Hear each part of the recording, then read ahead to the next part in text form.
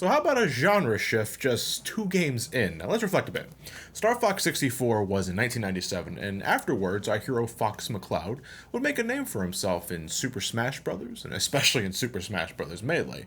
But as to when fans were getting the next Star Fox title, they didn't seem to be in the cards at the time. Now let's jump to Rareware, or just Rare. Saying Rareware repeatedly is a linguistic accident waiting to happen. Ever since they partnered with Nintendo in 1994, Rareware struck gold. The Donkey Kong Country series, Banjo-Kazooie, Banjo-Tooie, Conker's Bad Fur Day, they had a high batting average.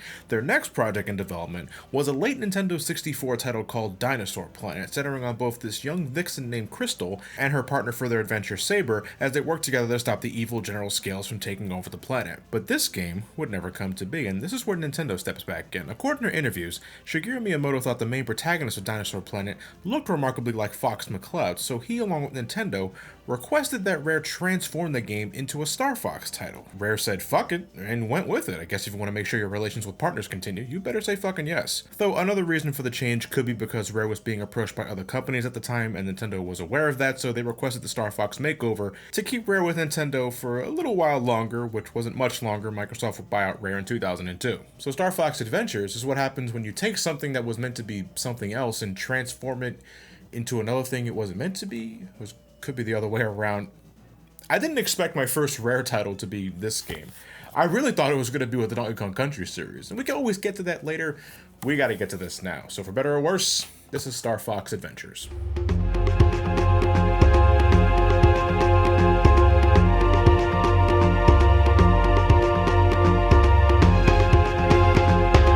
On a far-off planet called Dinosaur Planet, a vixen named Crystal is seen answering a distress signal leading her to the mighty General Scales. Crystal attempts to stop him, but she fails for the time being and makes way to this ancient temple where the planet's inhabitants convince the hardened warrior to locate and collect the Krazoa spirits. Managing to collect them all will give Dinosaur Planet the edge it needs to defeat General Scales, and Crystal begins her hunt. That is until 5 minutes after collecting the first spirit, an unknown force traps Crystal in this crystal, and that's all she wrote. A+ for trying, I guess. Meanwhile, somewhere else in space, we join Fox McCloud and his crew minus Falco, who's nowhere to be seen. The team receives a new contract from General Pepper to head towards Dinosaur Planet and see what's causing all the ruckus. Fox agrees to the mission since they really need the money to repair the Great Fox, which has certainly seen better days. Immediately after landing on the distressed planet, Fox comes across Crystal's lost staff, inheriting all the powers within, which means it glows when you hit things with it. And if you're wondering why Fox would bother using a staff instead of space weapons, General Pepper has you covered, and it's stupid. This mission is about saving the planet, not blowing it up. It requires a different tactic. Try using your head. Yeah, so Fox is stuck with the spear, and with it he begins his quest to gather intel on the planet's predicament, eventually leading him to encounter General Scales' army, which leads him to saving this little fellow named Tricky, Prince of the Earthwalkers, one of the many tribes living within Dinosaur Planet. Fox soon learns from the locals that in order to save the planet and stop General Scales, he must collect all 4 spell stones and all 6 Krazoa spirits. Doing so will not only restore the planet to normal, because look at the fucking thing, but this will also stop General Scales' future ambitions. Though reluctant, and at times I wonder why Fox seriously continues with how much he snarks about his situation, Fox and Tricky make their way through the different regions of Dinosaur Planet, helping out the locals with their problems when appropriate, and collecting the magical MacGuffins when they manage to get them, and that's all we're getting for this one, folks. Star Fox Adventure's story is elementary up the wazoo. You won't find much in world building or character development in these parts. It's about as simple as the other Star Fox games, but instead of a 2 to 3 hour space shooter, we have a 15 to 16 hour adventure game. I mean, there's really nothing much that's expanded upon here. You know, General Scales is evil, that's all that's said about him. The planet is in danger, no shit.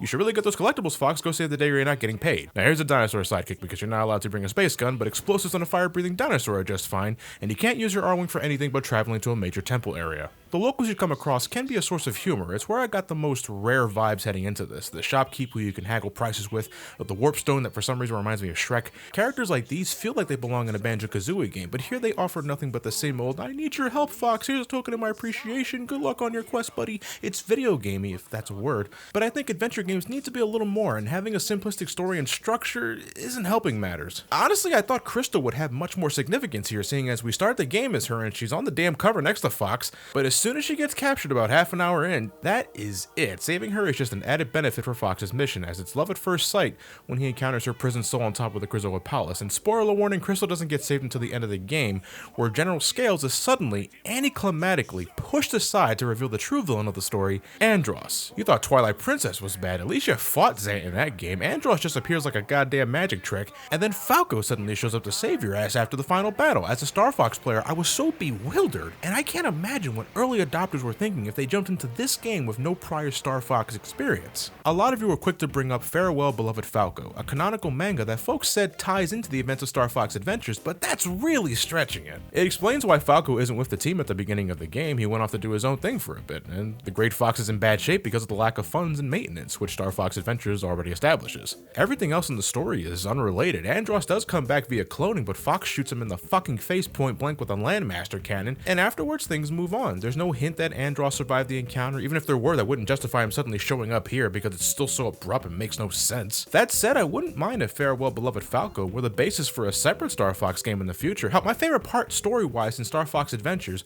is right when we meet Fox and his crew for the first time at the start, because I like seeing them interact with each other. I wanted more of that, but this is all we get. The manga tie-in is filled with that. It has some nice moments between the Star Fox crew, does good for the development, sheds certain light on questions I had in Star Fox 64. It's an okay comic, but this hardly relates to Star Fox Adventures, so I'm sorry, but reading this does nothing to enhance this game's story. For an adventure title, this game is more basic than Zelda. It's the one thing everybody probably knows about Star Fox Adventures already, even if they never played it, but after actually playing it for myself, it's certainly 3D Zelda, but not quite 3D Zelda, if that makes any sense. It feels lesser. A consequence I think stems from having something transferred into another thing it was clearly not meant to be in the first place. First off, with weapons, Fox only gets the spear. You got a basic combo. I think you can hold down the analog stick to get a different variation of the attack, but it looks like it does the same amount of damage, so it's basically cosmetic. It's more than enough to handle most, if not all, the threats you encounter, and 95% of your encounters are against these endless dinosaur goons. I'm not kidding, this is what fights amount to for the whole game.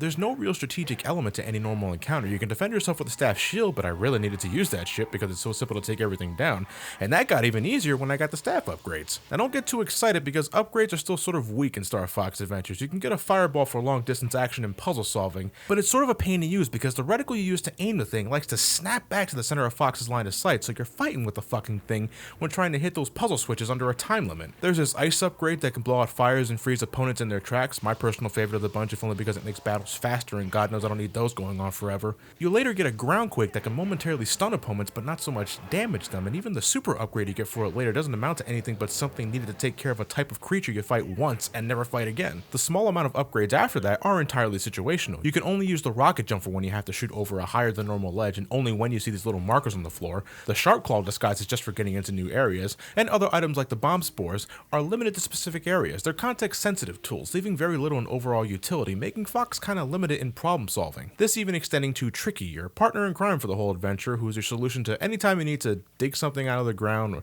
burn bramble to ashes. He's an annoying shit fiend every other time, using the same often repeated voice clips to point out a bad guy wanting to play with his ball when he's hungry for shrooms, and snoring loud as hell when he falls asleep. I'm sorry, am I boring you? Encounters are overly simple, and boss fights, when there's actually one to face, do little to challenge the player in using the right tools for the situation. But I suppose in Star Fox Adventures, it isn't asking for much to begin with. You're in one area, you find the thing you're looking for, you take it back to this area, go back to the central hub, go to the next area, collect the other thing, and so on and so forth. And to be fair, that could be said for a lot of games, especially Zelda, but those games know how to mask a possibly simple structure with an interesting world, lore, characters. Star Fox Adventures feels like a 3D collectathon that was changed to a Zelda title that was forced to have Star Fox elements in it, resulting not in a smooth mixture, but rather like water and oil clashing. There's some variety in the tasks you do. Most of the time you're collecting something for someone, but sometimes you race against the clock to get a door open, use your fireballs to hit switches, push blocks to their destinations, find the sun and moonstones when you already found the sacred teeth. I counted twice where you had the button mash the fuck out of the controller to proceed. The game also loves you throwing explosive barrels at shit,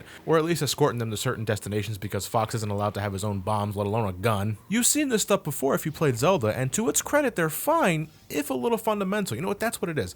Baby's first 3D Zelda game, and I don't mean to insult those that legitimately enjoy this game, that's not my intention, but I'd take any 3D Zelda game over this. I don't think I've ever played an adventure game with this much on-foot backtracking. Around 6 hours in, I was hoping for a fast travel device of some sort, so that I can go to the Snorhorn Wastes or Cape Claw without having to repeatedly do this switch shit. I have a perfectly functional R-Wing for Christ's sakes. I can't use it to fly to these points. The only areas I can fly to are the major temple areas to collect those spell stones, but nowhere else, and the game tries to justify this with fuel cells, collectibles required to travel to the next temple. The ship runs off of these electrical orbs, and it makes sense when you're traveling in space long distances, but within the planet, if I can get there on foot eventually, it can't be that taxing for a ship. And I know I'm not an R-Wing pilot, but I got so tired of treading through these areas back and forth, and for a second I thought this portal device I found rather late into the game was the answer to my problems. You open the right door, it makes this large vortex in the sky.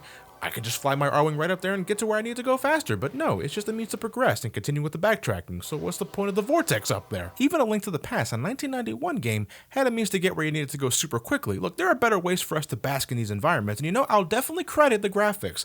They are phenomenal for GameCube and still look great today. You'll never hear me say Star Fox Adventures has bleak environments, absolutely not. It's packed with great looking set pieces, the only low points being inside the dungeons where they get a little samey for my liking. The frame rate is a consistent 60 frames per second, damn impressive with these sort of environments, and Fox never looked so detailed before this game. I don't think the rest of the crew looks too bad either, but Peppy looks like he smells old, and Slippy's blank stare is akin to someone repeatedly witnessing the apocalypse. Some part of me wish the inhabitants kept the alien language used for the introduction of the game when you're in control of Crystal.